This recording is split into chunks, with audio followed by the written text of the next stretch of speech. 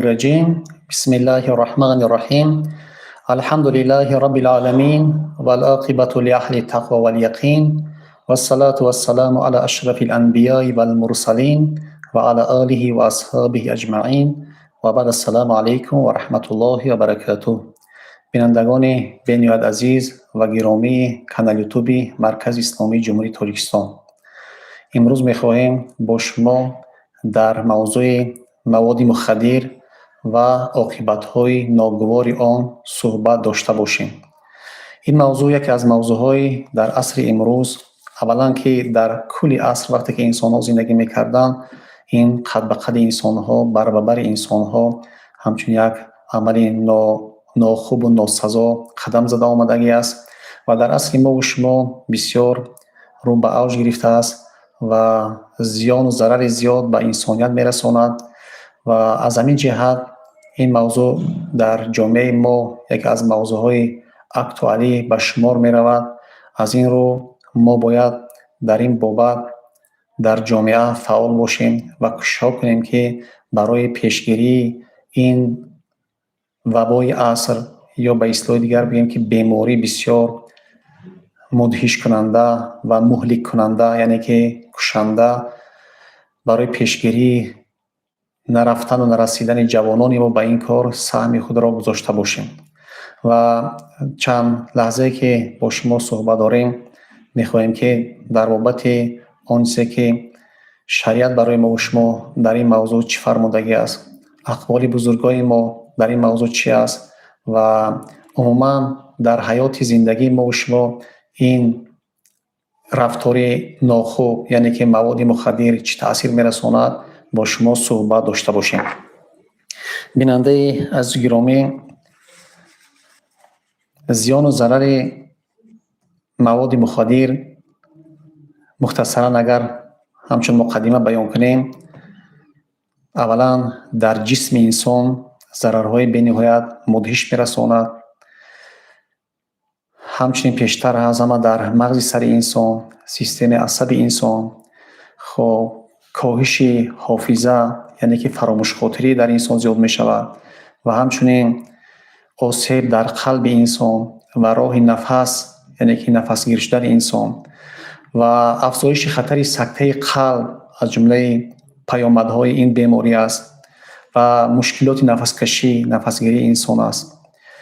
آسیب به ارگانیسم درونی انسان می رساند، بخصوص به جگر انسان و ایمونیته انسان را بسیار پست میکند و وقتی که ایمونیته پست شد، انسان به همه شکل کسلی و بیماری‌هایی که روبرو میشود گرفتار میشود و معالجه او زیاد مشکلی به مشکلی آورده میرساند. بنابراین از آنچه که برای شما بیان کردیم، یعنی که پیش از همه پیکر انسان و وجود انسان را این بیماری خراب میکند. از عصب انسان، مغز سر کرده به فراموش خاطری، به قلب انسان، به آورده رساندن به سکته و همچنین تمام کسلی های درونی که انسان از آن باید که حفظ باشد، در سلامتی خود از آن باید محافظت کند، این کسل، این بیماری راه میکشاید برای رسیدن به هدفهای خود در داخل وجود انسانیت. یعنی پیکر انسانیت را این بیماری خراب میکند. یعنی پیش از همه پیکر انسان خراب میشود. وقتی پیکر انسان خراب شد، مشکلی در زندگی، در عبادت، در همه سمت ها برای او پیش می آید. دیگر اینکه این بیماری آسیب های روانی دارد. خب روانی به معنی اون که افسرده خاطری، یعنی که هیچ وقت همین نفری که به این بیماری گرفتار می شود میبینیم که شخصی چقان، هوشیار، سالم، بردم نیست. یعنی که همیشه چی است؟ گوشه خیالش به کجای است، مانده شده است، یعنی که روحاً مانده شده است و خود را بسیار خوب حس نمی‌کند. و دیگر می‌بینیم که همیشه در اضطراب، پریشان است، از چیزی خواست است، چیزی رو چیکار می‌کند، چیزی رو منتظری هست در زندگی خود که یگان حاضر یک واقعی ناخوش می‌شود، یگان چیزی ناخوش پیش می‌آید و همچنین می‌بینیم که با درد وسواس گرفتار می‌شود. یک چیز بسیار خوب قبول کرده نمیتواند، به چشم شک نگاه میکند، چی به فرزند، چی به همسر، چی به اطراف بودگی ها. یعنی که در همون دایره که زندگی میکند از همون به اینکه دایره تماما درگریز میشود و زیادتر و زیادتر خب ناباور میشود. یعنی این احتمالای چی است زیاده که شخصانی که با بیماری مواد مخدر گرفتار میشن اینها رو پیش از همه ما با آنها مشاهده میکنیم و در بی‌ثباتی ما در رفتار آنها میبینیم. خب که آهسته آهسته رفته احتمال زیاده که انسان رو به خودکشی برده میرسونه. یعنی زینه دل انسان رو از زندگی، از اطرافیان، از جامعه به تنگ آورده این بیماری و شخص رو به حالت میرساند که بعضی از آنها حالتهای میشوند که دست به خودکشی میزنند. از این رو اگر که نرسند به خودکشی میبینیم که وابستگی شدید چی دارن به این مواد مخدر دارن. یعنی که در جامعه که زندگی میکنن خواه و ناخواه اینها چی میشوند همچون غلام در و پایبند به همین مواد مخدر میشوند. یعنی حیات و زندگی آنها وابسته از چی میشوند؟ از همین مواد مخدر میشوند. غیر از همون دیگر چیزی را نمیبینند. نه برای آنها پدر است، نه مادر است و نه حتی فرزند است. یعنی که یگان نفری همینا در پیش همین نفرایی که مبتلا به این بیماری ها میشوند نمیتابند و نمایان نمیشوند. بعضی روانشناسان وقتی که هم صحبت میشویم که آنها با شخصانی که مبتلا به همین بیماری هستند که با آنها بسیار کار کردگی هستند، شخصا من پرسیدم گفتم یک مثال عادی قوی برای ما بیان کنه که دنیا رو چگونه میبینن. گفتن که این طایفه دنیا رو مانند داخل یک خانه تاریکی که یک جای روشنی دارد، یک نقطه روشنی دارد و فقط همون روشنی رو میبینن و روشنی آنها چی است؟ همین مواد مخدر است. باقی مانده چیزی که در اطراف است، در جامعه است، از زن و فرزند سر کرده به پدر و مادر، به خویش و تبار، به جامعه یگان چیز رو نمیبینن. هر وقت که همون رو یافتن گویا که قانع شدگی هستند و بعد گذشتن تاثیرش باز در جستجوی همین مواد مخدر و آن چیزی که پابند او شدگی هستند به اصطلاح گذشته ما و شما غلام آن شدگی هستند، وابستگی زیاد از همین بیماری دارند. و دیگر زیانهای اجتماعی دارد که ما و شما میبینیم که وقتی که این مواد رو نمیابد شخصی مبتلا به این بیمار پیش از همه چیکار میکند؟ وقتی که در خانه دیگر پول نمیماند از آغاز میکند از اشیایی که در خانه است ارزشمند است او رو برده به نرخ‌های ناچیز میفروشد، به پول ناچیز میفروشد. اگر عائله‌دار باشد حتی که اگر یگان چیزی که از همه همسرش باشد ارزشمند اونها رو برده میفروشد و به خانه آغاز میکند. اگر از خانه چیزی نیافت بعد وارد میشود به دزدی، به بیرون میبراید و هر چیزی که از هر جا که یافت دیگر به چشم اون نمیتابد که او مثال در جامعه چی گونه به او نگاه میکنند، چی مثال جرم بالای او از نگاه قانون منتظر است، هیچ آن رو نظر او در نظر او نمیافتد. بنابراین این بسیار یک کسری بسیار مدهش و ویران کننده وجود انسانیت و حتی جامعه است. می‌بینیم که عاقبتش چی میشود؟ عاقبت این بیماری فروپاشی خانوادگی میشود. یعنی رفته از خانواده از عائله جدا میشود، فرزندان یتیم میمانند و بسیار یک در جامعه یک مشکلی زیادی را به جا میآورد. خب و فقیر میشود، بیکس میشود، چیز نمیابد که دیگر حتی یک نان نمیابد که در شکمش خورد. این که اگر زیاد اگر پیشگیری نشود بیمار آهسته همین عاقبت ها دارد و میبینه که در جامعه همین شخصی که به بیماری گرفتاری به مواد مخدر گرفتار می شود بسیار مشکل می شود که در جامعه منزلت قر و آبروی اون نمیماند. یعنی که ما و شما در طول حیات دیدگی هستیم نفرانی که به این بیماری گرفتار شده هستند، بسیار تاسف آور است، بسیار بگیم که دردآور است وقتی میبینیم که مثال گرفتار میشوند. هر یک جوان مردای زیبا، هر یک جوان مردای تنومندی که محتاج به چیزهایی میشوند که در عقل راست نمیگیرند. خداوند از این بیماری رو نگه دارد و حالتهای بود شدگی است. میبینیم که یک مردی که یک جوان مردی که زن و فرزند دارند، اهل خانواده به خاطر پیشگیری و رهانیدن از زمین بیماری او را در خانه به زنجیر میبندند. متصور کنید که به زنجیر بستن چقدر یک حالت مدهش است. در پیش پدر و مادر фарзандро ба занҷир дар хона мебанданд моҳҳо, то ин ки аз ҳамин беморӣ халос шаванд. чӣ қадар дарднок аст ин беморӣ. вақте ки бо ҳолатҳое мешавад ки дар ҳамин ҳолатҳо баъзе дӯстҳое ки дар нохунак доранд ба ҳар роҳу восита ба баҳонаи хабар гирифтан ё дигару дигар ҳамон чизое мебиёранд, ба ҳамонҳо чӣ кор мекунанд, бо мерасонанд ба ягон роҳ карда ягон бим сабаб қатъӣ мехоҳанд ки як лаҳза бошад ҳамонро чӣ кор кунанд, дардашро таскин диҳанд. намедонанд ки онҳо чӣ ҳастанд, дӯст нестанд. барои бесиҳат шудани ин бемор, барои пешгирии беморӣ ягон саҳме надоранд ва мебинем ки худ хароб, хона хароб, ҷомеа хароб, бахусус агар ки падару модар болои сар бошад, бисёр азоби сахту вазбин барои ҷомеа ва барои падару модар мебошад.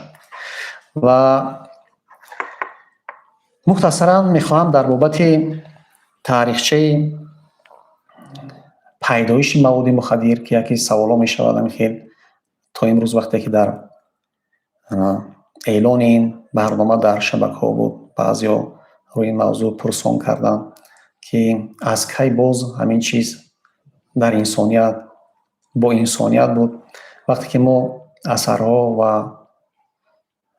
санаҳои таърихиро мебинем, аз замонҳои пеш, яъне ки дар ҳамон тамаддуни бостонӣ байнанаҳрайн ё мисри қадим ё баъдтар бим юнон, аз ҳамон вақтҳо ҳамроҳи инсоният ҳамин беморӣ омадагӣ аст ва шаклошам ба ҳар шакле ки набошад чизҳое буданд ки мардума чӣ кор мекарданд, аз фикр мебурданд. мо шумо агар як бинем, агар дар асри 19 баъзе давлатҳое ки истеъмор шудагӣ буданд, масалан ҳиндустон, хитой, дар ҳиндустон мекориданд, амиро парвариш мекарданд, бурда дар хитой мефурӯхтанд ки дар таърих бо номи ҷанги тарёк маъруф аст, ки мисол ҷанг шудагӣ аст ва бисёр ду бор шудагӣ аст ин ҷангҳо. яъне ба хотири чи аст, ин вабо ҷомеаро ҳам аз по меафтонад. ҷомеаро вақте ки ҷомеагӣ мешавад, мардум аксаран ба ин касал гирифтор мешаванд, дигар тафаккури солим нест, дигар андешаи солим нест, дигар ҳамон ҷомеа муҳтоҷ мешавад.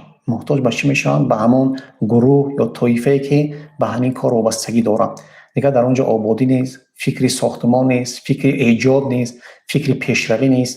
яъне ин чизҳо дар тӯли таърих мо зиёд дидагӣ ҳастем ки дар вақти будагиаш ҳам ина чӣ кор кардагӣ ҳастанд, ба худ суистифода кардагӣ ҳастанд. баъзе фирқаҳо дар таърих ҳаст ки мебинем барои пешбурди кори худ, барои баъзе аз ҳамин муваффақ шудан ба корҳои худ аз ин истифода бурдагӣ ҳастанд, то андозае ки мисол барои худ тонистагӣ ҳастанд. ва пеш аз оне ки мо ба ҳамроҳи шумо вориди мавзӯъ шавем, яъне ки он чизе ки то ин лаҳза гуфтем ҳамчун як суханҳои муқаддимавӣ барои ворид шудан дар мавзӯъ буд. ва пеш аз ҳама вақте ки мо дар бобати маводи мухаддир суҳбат мекунем, баъзе ислоҳот ва баъзе қоидаҳои шаръӣ аст ки бояд мо барои шумо баён кунем. ба хотири оне ки бинанда мехоҳад ки як маълумоти то андозае комил бигирад, пеш аз ҳама бояд бар ҳамин он чизе ки мо аз ҷиҳати луғавӣ чӣ маънӣ дорад, дар истилоҳ чӣ маънӣ дорад, бояд барои шумо кӯтоҳам бошад баён кунем. мухаддир, маводи мухаддир дар луғат аз решаи хадар гирифта, яъне ба маънои беҳискунанда, харобовар, кункунандаи эҳсос ва идрок ва беҳолкунанда аст.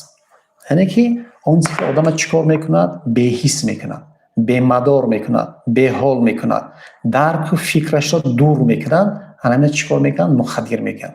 яъне ҳар чизе ки инсонро ба ҳамин ҳолат мерасонад, ӯ чӣ аст? ӯ дар ҳамин бобатҳо дохил мешавад. дар баробари маводи мухаддира чанд чизода дохил мешавад. масалан тарёка маводи мухаддир мегӯянд. хуб ҳашиш, тарёк гуфтам афюне ки дар ислоҳ баён карда мешавад ва ҳашиш он чизе ки аз алаф аст, яъне ки ӯ чӣ кор карда мешавад? Кашида мешавад ё дигар карда мешавад. ҳама ҳамино чӣ ҳастанд? мухаддир ҳастанд. ҳар чизе ки инсонро ақлашро мерабояд. хуб тарёк чӣ аст? тарёк аслан шираи хушкшудаи гиёҳи ҳашишҳо, яъне кӯкнор аст ки аз он маводҳои чун марфин ва героин истеҳсол мекунанд. یعنی که اون چیزی که از همین چیز استفاده میکنن تریاک، یعنی که از همین افیون استفاده کرده میشه. در زبان عربی قدیم باشد زیادتر با جای کلمه مخدر دو کلمه استفاده شدگی است، یکی کلمه سکر و دیگری کلمه مفتیر. بخشید من استفاده گوش میکنیم. و علیکم السلام. مرحمت.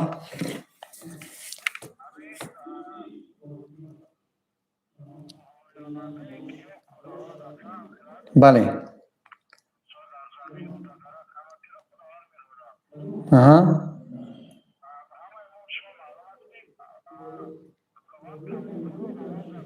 بله.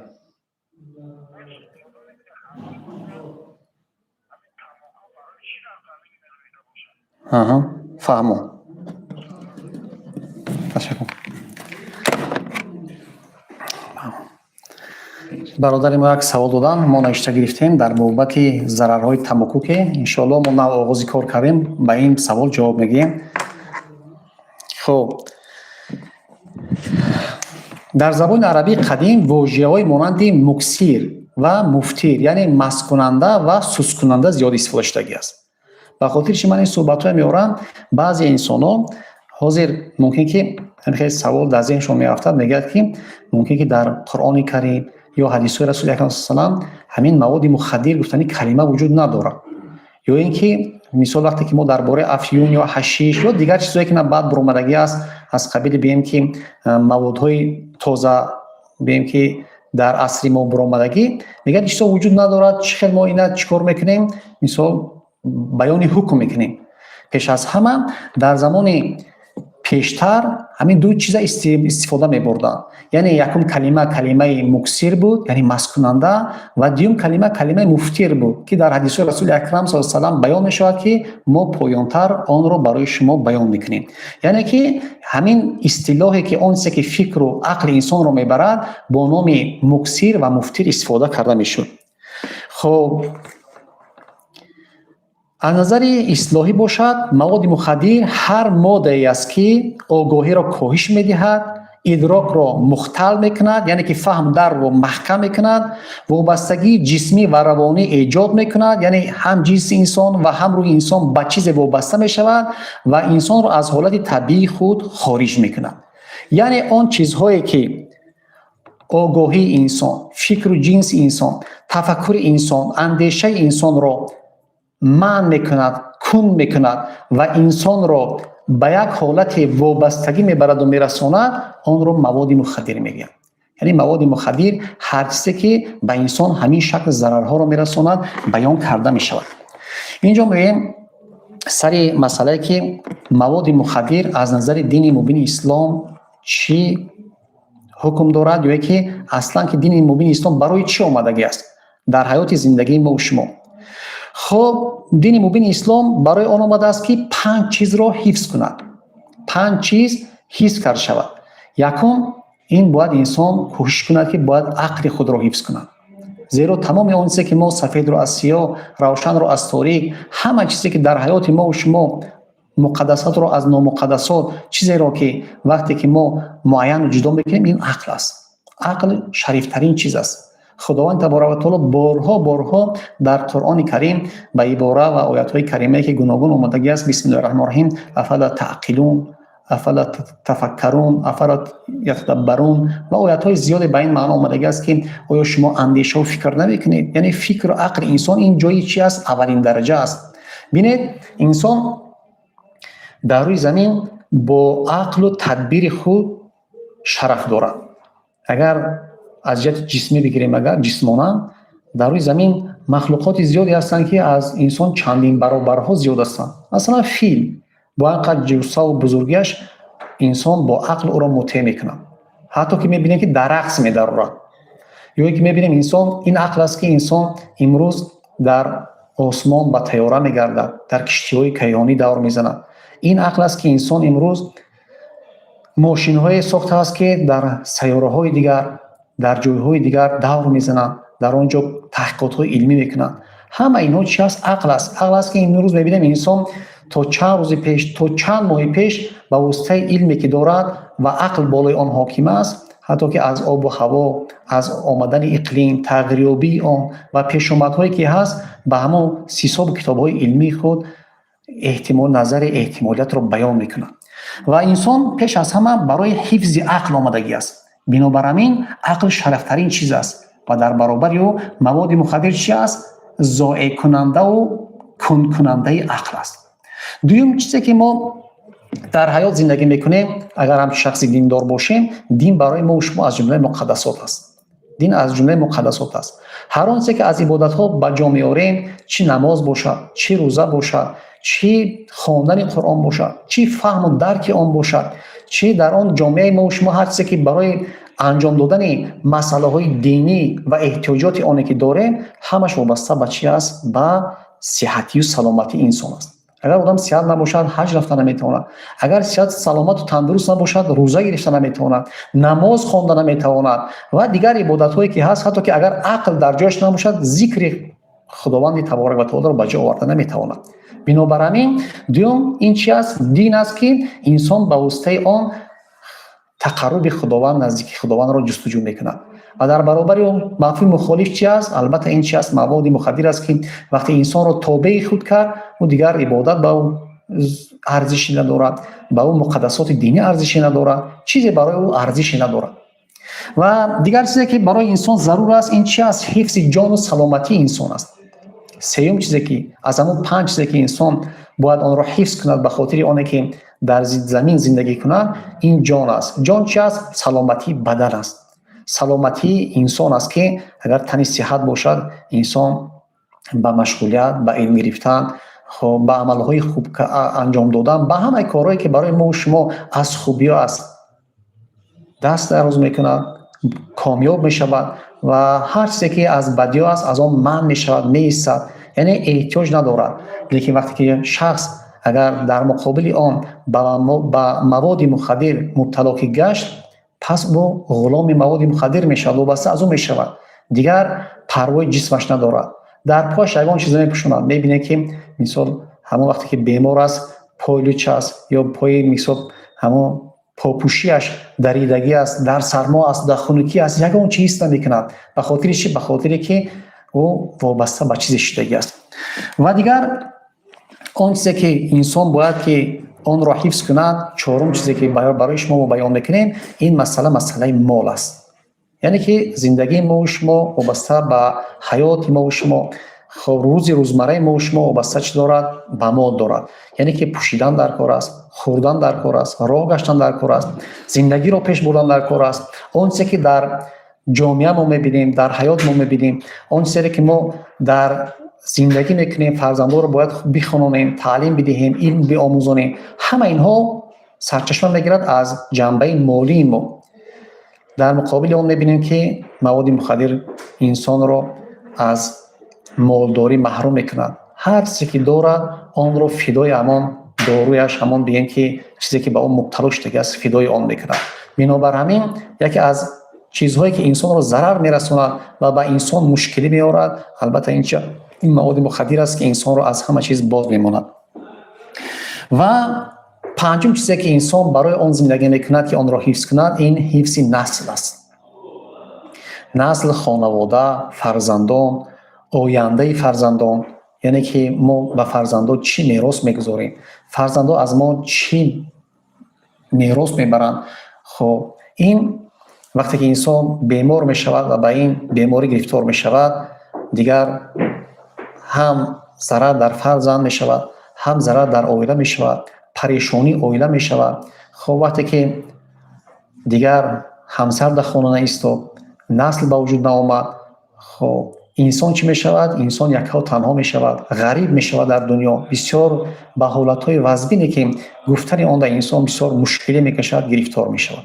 بنابر همین پیامدهای اولین و آنچه که شریعت برای ما آموخته است که همین 5 چیزی رو که باید آن را حفظ کنیم، همه دشمن همه این 5 چیز پیش از همه مواد مخدر است.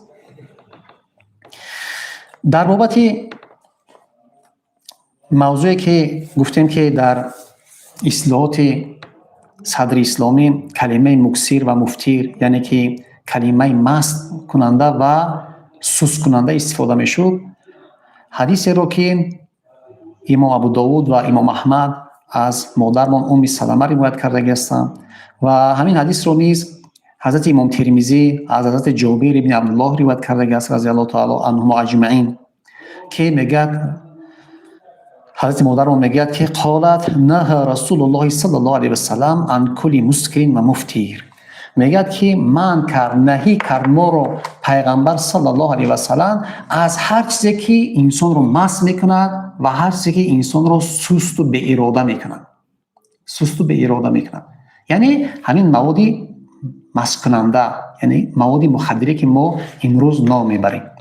و وقتی که ما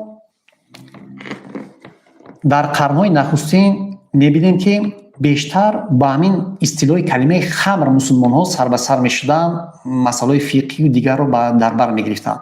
بعدها بحث حشیش یعنی نشه پیش آمد، یعنی که با گذشتن عصرها و وقتها با چیزهای پیدا کردن مردم که مثال همچون مواد مخدر یعنی که مست کننده و به این که سوس کننده وجود خود آن را استفاده می بردند. و دانشمندان اسلامی وارد موضوع یعنی که بعد همچون در مجموعه مواد مخدر می شوند و وقتی که هر وقت که یک نفر ما اگر موضوعی که وابسته به پیشگیری مواد مخدر باشد و عاقبت های ناگوار آن باشد، اگر ما در مجله ها یا کتاب ها یا شبکه های اجتماعی هر جایی که اگر وارد نشویم سرسخن نفرایی که این موضوع رو پیگیری میکنن و برای ما پیشنهاد میکنن چون این آیات های قرآن کریم است. یعنی که همین آیات های قرآن کریمی که من برای شما عین حال میخوانم همین آیات ها رو پیش از همه میارن که به همین موضوع وابستگی دارند. اولا سوره بقره آیت 195 است که میگه خداوند تبارک و تعالی بسم الله الرحمن الرحیم ولا تلقوا بایدیکم الی التهلکه. صدق الله. یعنی که خودتان رو به دست به هلاکت ماندازید. یعنی که انسان وقتی که پابند به این بیماری ها می شود، از او وابسته می شود، آهسته آهسته عامل ها و سبب های پیدا می شود که انسان خود رو به هلاکت می اندازد. چگونه؟ به گونه که وقتی که یگان چیز در خانه نمی یابد، خب سلامتی رو از دست می دهد، خار و ذلیل می شود، بعد می بینه که بعضی حالت ها انسان چیکار میکنه؟ به هلاکت خودش رو می اندازد. یعنی که یکی از پیامدهایی که انسان رو به هلاکت میبرد پیش از همه چی است؟ همین آیه کریم است. السلام علیکم. گوش میکنیم شما را. مرحبا. السلام علیکم دولای عزیز. و علیکم السلام. میگوید که برای چی مواد مخدر رو و بوی اصل مینوما؟ خب برای چی مواد مخدر رو و بوی اصل مینوما؟ سلامت باشید. خب آیه دیگری که سوالا پایین‌تر انشالله که جواب میگیم. آیه دیگری که کسانی که وارد موضوع میشوند زیادتر استفاده میبرند. خب آیه دیگری که در این بابت زیادتر استفاده میبرند سوره نساء آیه 29 است که خداوند تبارک و تعالی بیان میکند، میگه که ولا تقتلوا انفسکم ان الله کان بكم رحیما. میگه که نفس‌های خود را نکشید، خداوند برایشون بسیار مهربان است. یعنی که این سوال میشه که انسان برای چه خودش رو میکشه؟ برای انسان از همه چیز این جان شیرین است، این حیات است، این خانواده است، این فرزند است، این به این جامعه‌ای که در اطراف زندگی میکنه. لیکن این یکی از عامل ها برای شما بیان کردیم که این عامل ها چی است؟ این عامل هایی است که برای ما و شما چیکار میکند؟ پیش میبرد که ما به همین راه ها دست زنیم. و دیگر آیه کریمه که زیادتر همین موضوع وقتی که بحث می شود، من برای چی این آیات ها رو کوتاه برای بیننده عزیز بیان میکنم؟ به خاطر اون است که آنها میتونن که در علاهیدگی از روی قرآن کریمی که امروز زیاده از 200,000 نسخه چاپ شدگی است میتونن که این آیات های با شرح و توضیح بینن و موضوع رو کامل کنن. السلام علیکم. السلام علیکم. و علیکم السلام. الله عزیز می گفتید که همین مواد مخدر رو انسانیت از کدام وقت استعمالش شروع کرده است؟ سلامت باشید ان شاء الله. خدا خواهد. سلامت باشید.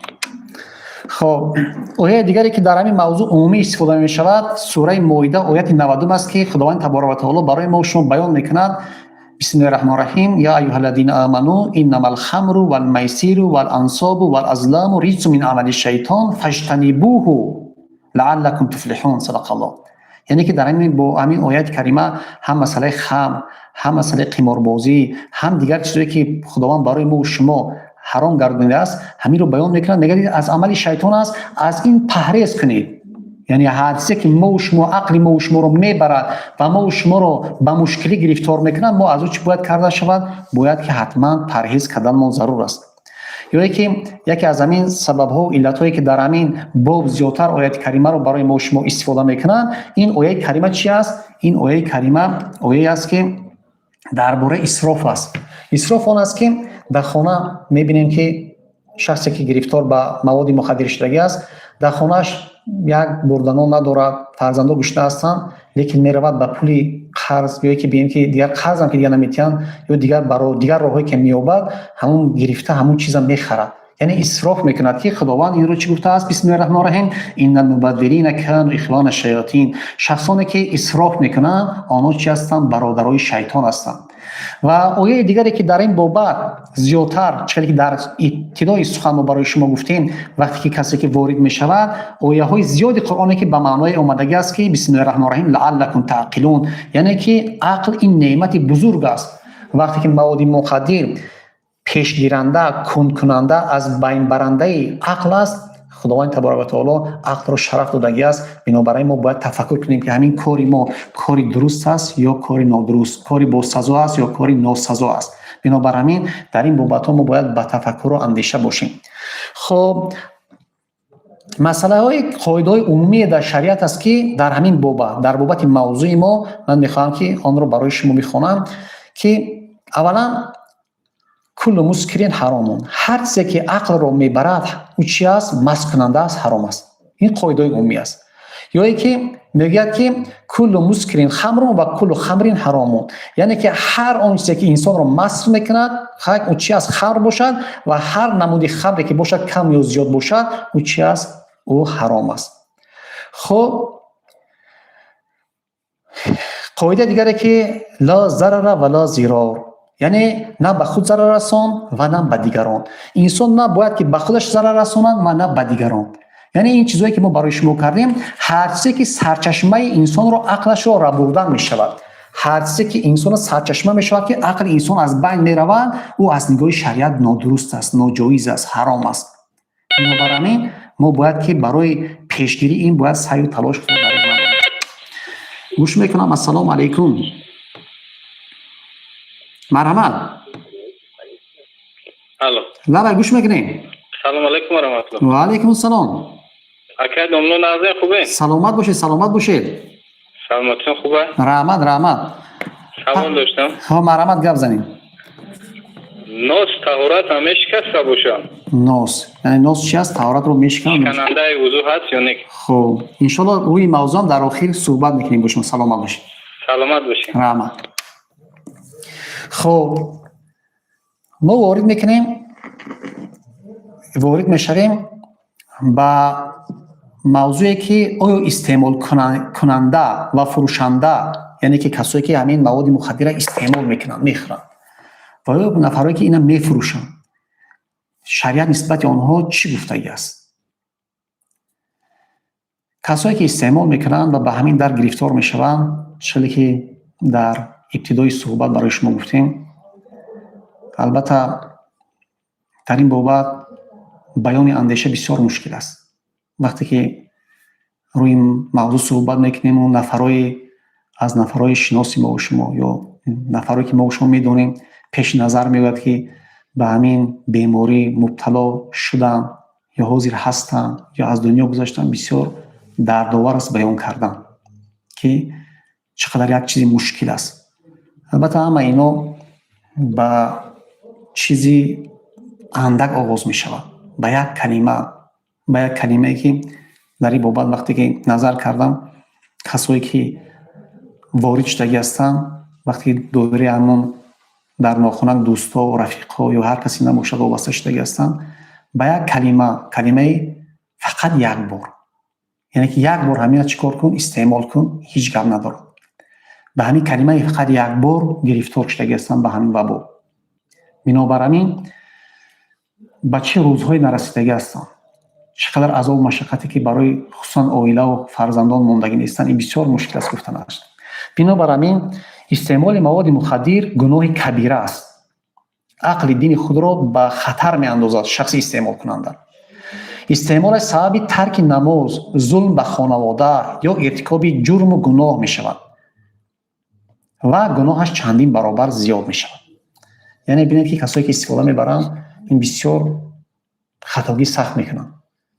این کاری حرام است، گناهی کبیره است و انسان رو به هر چیزی میبرن، تا به خودکشی، چیزی که پیشتر گفتیم، تا حتی که مثلا حالتای میشود که به خاطر ممکن حالتای شود که به خاطر از اون چیزی که مقدسات است برای او از او بیرون برآمدن و رفتن است. یعنی مقدسات برای آنها دیگر ارزش ندارد و خرید و فروشش منع است.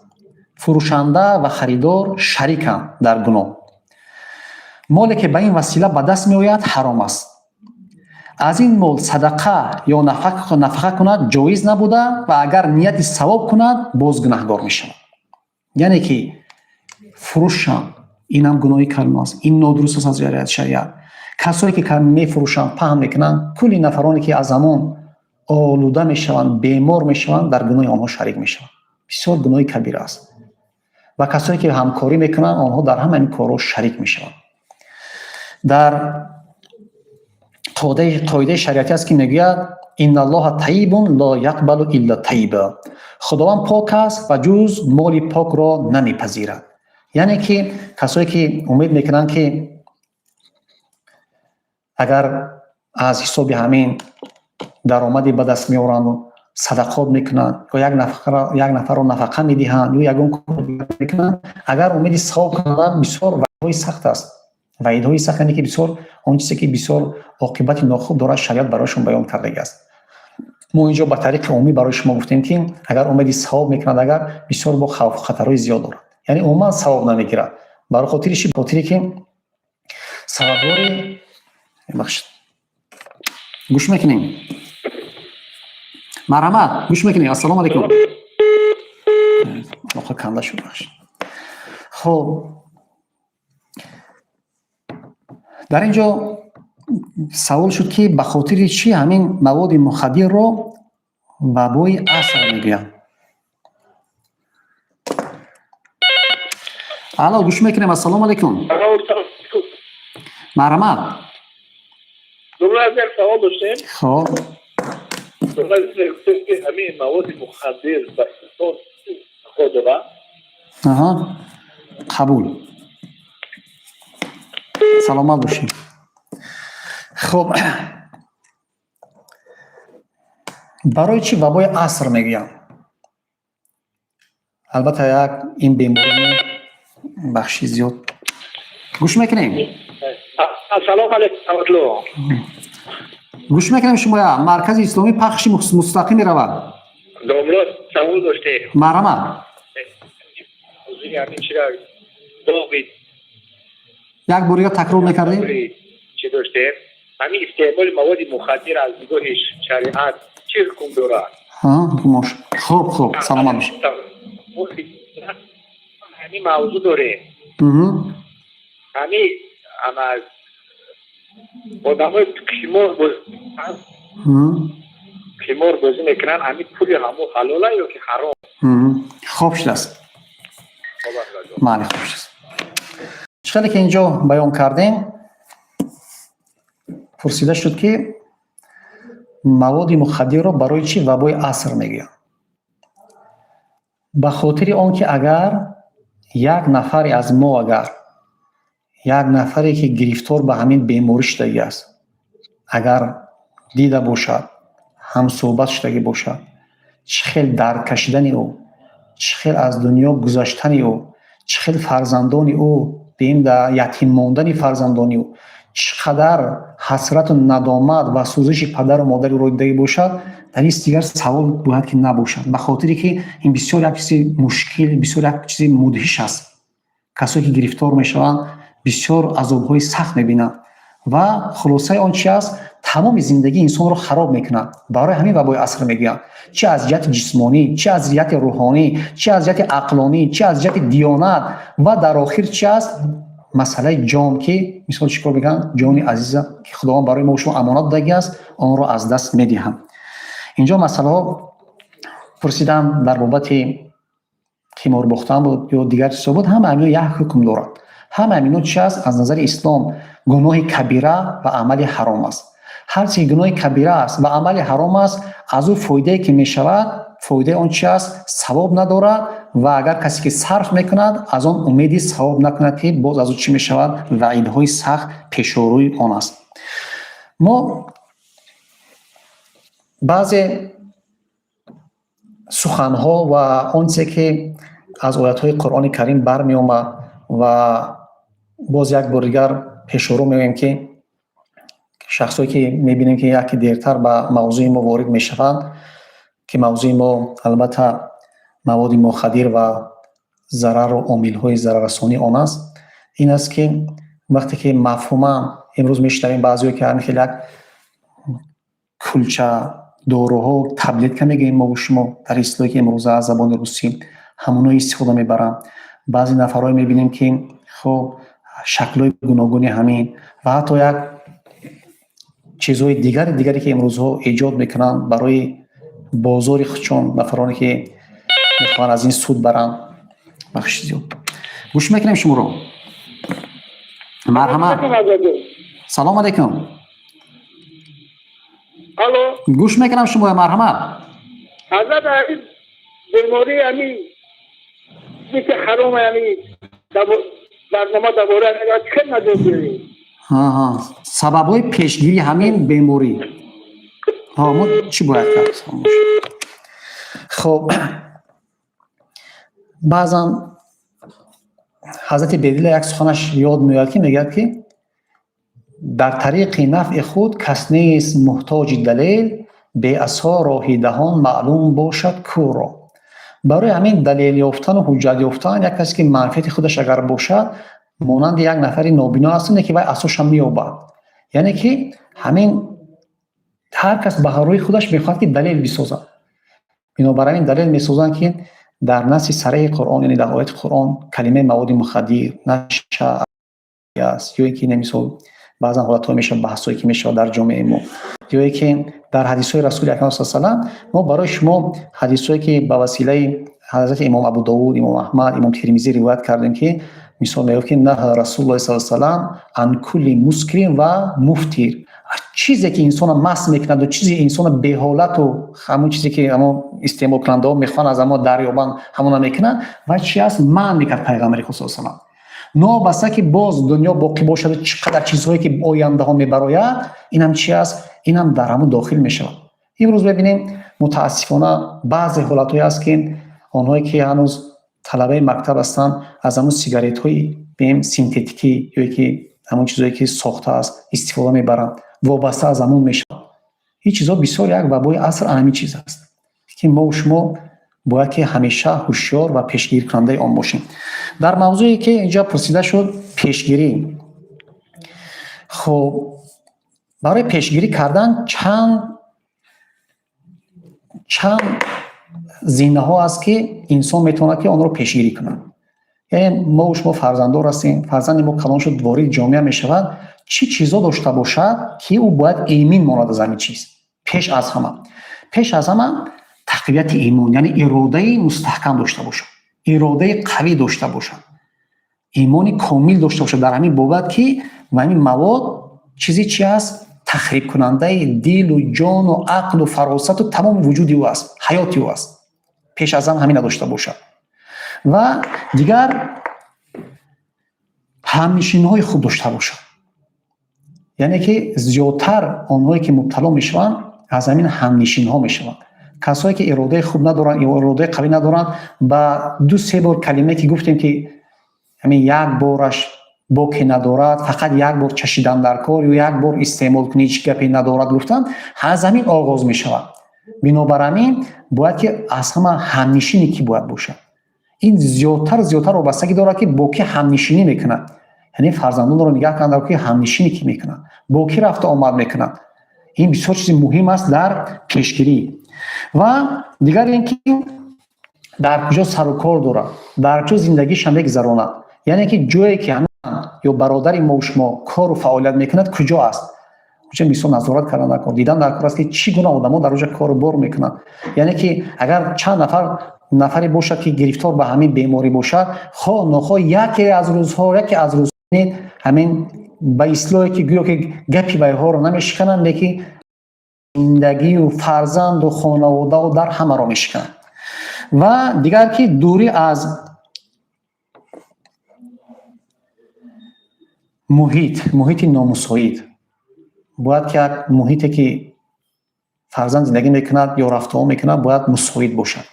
منظور از نامساعد جایی است که همین طایفه ها جمع میشوند، شین و خیز میکنند، همیشه استفاده میبرند. باید از این جا، از این محیط باید شکر کرد، حتما دوری جوست، زیرا که این عامل‌ها چی میشوند؟ عامل‌های گرفتار شوی از همین سببا میشوند.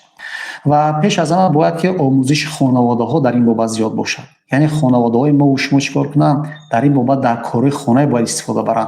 یعنی که چی کنن؟ در خانه باید پدر فرزندان رو جمع کنن در بابت ضرر بدن همین، در بابت ضرر داشتن مواد مخدر، هر شکلی آن، از همون چیزایی که در تجربه دیدگی است یا که ببین که روبرو شدگی است، باید فهموند که فرزندان هیچ وقت در یگان حالت باید که به این راه نروند. نه بس که مثال التماس کننده و خواهش کننده به آنها چقدر نزدیک است و دوست است و همسینف است و همکورس است و همکار است و خب با چیزی که دیگری نباشد، باید پیش از همه بدونه که در پس آنها کی میستد؟ پدر و مادر، فرزند، خانواده و دیگری که برای ما مقدسات است. و دیگر چیزی که برای پیشگیری مبتلا شوی است، این حتما تکمیل معنویات انسان است. باید انسان یک معنویات بزرگ داشته باشد، یا تفکر داشته باشد، جهان بینی وسیع داشته باشد، یک فهم و درک بلند داشته باشد. یعنی در این عصر زمانی که زندگی میکند باید داند که چه چیزها میگذرد، چی راه ها است، چی بگیم که فتنه های است، همین بگیم چی است، همین بابای عصر فتنه است، یک شکل فتنه گفته میشود.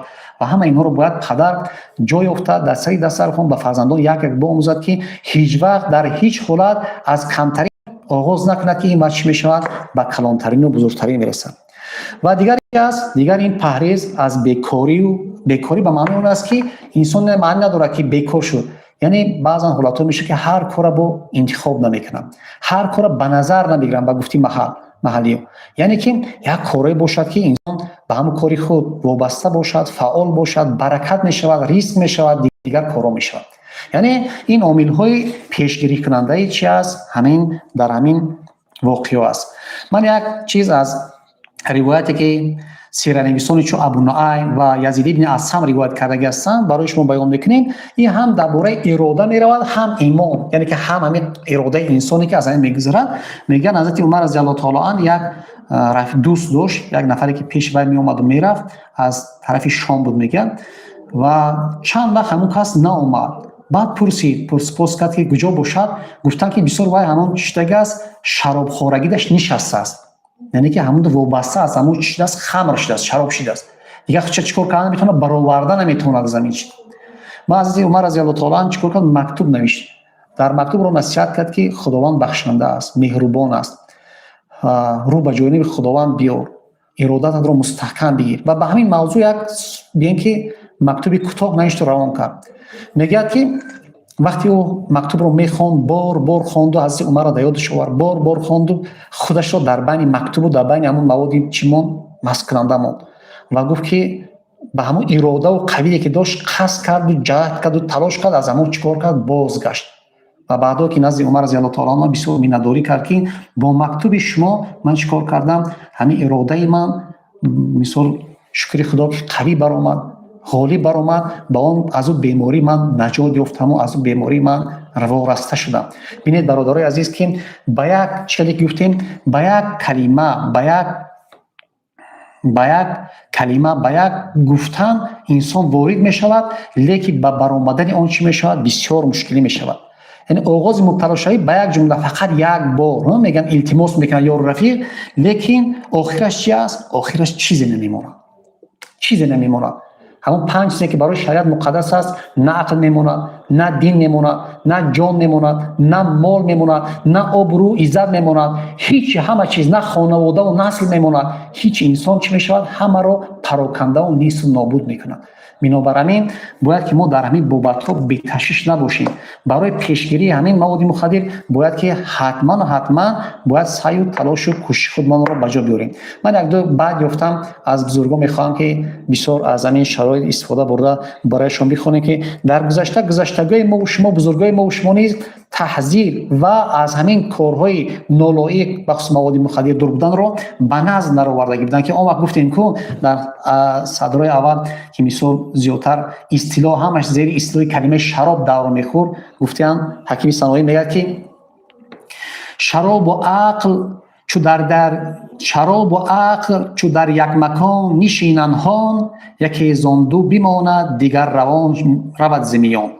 یعنی که اگر میگن عقل و شراب هر دو در یک مجلس شدن، یکی همین باید رود، یا عقل در جوش میماند یا شراب. یعنی یک تعیین بالا باید یک تعیین چی شود؟ غالب بیاد. اگر عقل غالب بیاد از همون مجلس صحت و سلامت و بیان که بی گناه برآمده می رود، لیکن اگر شراب باقی ماند عقل و فهم و درک و آبرو و عزت از بین می رود از همون مجلس. حضرت مولانا جلال‌الدین بلخی میگه شراب از پی سرخی روی خورند و زو عاقبت زرد روی برند. یعنی که همین بخرسندی و ببین که یک طبی بولیده همین میخورند، لیکن عاقبتش می شود؟ زرد روی می شود، شرمسار می شود. بعضی حالت‌های می شود که شخصی که گرفتار این مواد مخدر است عملهای از او سر میزند که دیگر در اختیار خودش نیست. البته مثال گفتن آن در اینجا بسیار جای ناخوبی دارد. یا جای دیگر از مولانا میگه که به عمر خود نخورد دستم شراب، خوشتر آید ز شرابم زهر ناب. یعنی که میگه از آنی که دستی من به همین میرسد بهتر است که برای دستم به چی رسد؟ به زهر ناب، به همین زهر به اینکه مهلک رسد. یعنی هر چیز است. آنی که این است که تیزتر انسان رو میکشد، آنی است که آهسته زینه به زینه قدم به قدم با انسان به تمام اطراف و گرد و اطرافش چکار میکند؟ مهلک میکند، پریشان میکند و از بین میرود. و در خلاصه بستن میخواهم یک چیزی عمومی برای شما بیان کنیم که برادران عزیز، بینندگان بین‌المللی گرامی، البته ما و شما وقتی که اعضای جامعه هستیم در کجایی که نباشیم باید برای پیشگیری همین وبای عصر باید که حتما سعی و تلاش و کوشش خود را به جا بیاریم، زیرا همه اونا فرزندان ما و شما است، یار و برادرای ما و شما هستند. کسایی که مبتلا میشوند خدا نشان ندهد بسیار مشکلی و عذاب مشقت است، چیزی که بار برای شما گفتیم. بنابر همین از همه نفرانی که در قشر جامعه هستند همین را آهسته با گفتن ان شاء الله یک روز میشنوند. انسانایی هستند که ما ببینید چیزی که بیان کردیم امروز همین چیز به شکل‌های گوناگون، به همین سیگارت‌های بگیم سینتتیکی میگن، مثال همون کلیان میگن، دیگر چیزایی که میگن وارد مکتب‌های ما و شما زینه به زینه شده ایستاده است. این بسیار یک وبای بسیار مدهش است، بخصوص از نفرانی که خادمان دین هستند. منم مکان فعالیت ما شهر زیستی ما شهر حصار است. ما موافق نقشه چهاربینی ها در اصولی مسجد به مسجد، جماعت به جماعت میگردیم مسجدهایشان را طبق نقشه. یکی از موضوعی که ما با مردم صحبت میکنیم این موضوع ضرر مواد مخدر است. یکی از موضوع همین است. و حتی که از اون چیزی که معلومات دارم نفرانی که مسئول هستند دیه به دیه میگردن، مکتب به مکتب میگردن، در همه جا یکی از موضوعهای مهمی که برای جامعه بیان کرده میشود این مسئله پیشگیری وارد شوی مردم، یعنی که مبتلا شدن مردم به همین وبای عصر مواد مخدر است. و همچنین در نمازهای جمعه که ما یک لحظه اگر وقت میابیم یا اینکه جنازه هایی که با مردم هم صحبت میشه، هر جایی که نباشد بین مردم رفتیم، ما و شما باید چیکار کنیم؟ از جمله مسئله های مهمی که در جامعه ما باید بیان کنیم و به مردم رسونیم، با سخنهای نیک، با مثال های خوب، با طریق بگیم که یک شایسته. یکی از همونها همین چی است؟ مسئله پیشگیری مبتلا شدن به مواد مخدر است که این آینده جامعه را فساد میکند، آینده فرزندان ما و شما را فساد میکند و عقل سالم را از بین میبرد که این بسیار مشکل برای جامعه ما و شما است. امید میکنیم که ما و شما در طول مدتی که با هم دیگر صحبت کردیم баъзе саволое ки буд мондан иншоалло ки дар мавзӯи оянда баъзи онҳоро барои шумо то миқдоре ки имкон буд баён кардем. умед мекунем ки худованди таборак ва таоло пеш аз ҳама ва болотар аз ҳама барои мо шумо тинҷи оромӣ, сулҳу субот, ҳамдилӣ ва ҳамдигарфаҳмӣ ки имрӯз дар ҷомеаи мо ҳаст бо ташаббуси ҷаноби олӣ пешвои миллат ва кулли фарзандони содиқи ватан ки имрӯз пойдорӣ мекунанд, худованд аз болои сари мо шумо дур нагардонад. ҳамеша ҷомеаи мо ҷомеаи солим бошад, ҷомеаи берун аз холӣ аз маводи мухаддир бошад, ҷомеа бошад ки ҳама тафаккуру андешаву созандаву бунёдкор бошанд, ҷомеа бошад ки фарзандони мо шумо чиле ки баён кардем дар фазилати ақл ки имрӯз дастгоҳҳо ё ки инсонҳо ба осмон парвоз мекунанд, инсон аз осмон истифода мебаранд, дар зери заминҳо коркард мекунанд, зиндагии худро ободу зебо мекунанд. бояд ки ҷомеаи мо ин ҷомеа бошад, он ҷомеа набошад ки мубтало ба маводи мухаддир бошаду ба ин ҷомеаи коставу рехтаву фарсуда. бинобар ҳамин умед мекунем ки ҳар яке мо шумо дар ин масъала бо ҳамроҳии ҷомеа пешсафу фаъол бошем. умед мекунем ки ҳамеша сиҳатманду хонаобод бошед ва умед мекунем ки ҳамеша сарбаланд бошед. дуо мекунем парвардигори таборак ва таоло аввалан ҷомеаи моро тинҷ ором гардонад, ҳамеша тинҷ бошад, ҳамеша ободӣ бошад. худованд ҷаноби олиро дар болои сари мо шумо нигаҳбон бошад. пешораи мо шумо моҳи мубораки рамазон аст. мо шумо бояд ки зиёдтар барои тазкияи нафси худ, яъне ки омода кардани худмон, омода кардани ҷомеаамон, хонавода, маҳал барои ободии онҳо саъю кӯшиш кунем ва ҳамчунин умед мекунем ки ҳамеша сарбаландиҳои дунё ва охират насиби мо шумо бошад. ва охиру даъвона анил ҳамдулиллаҳи раббил оламин.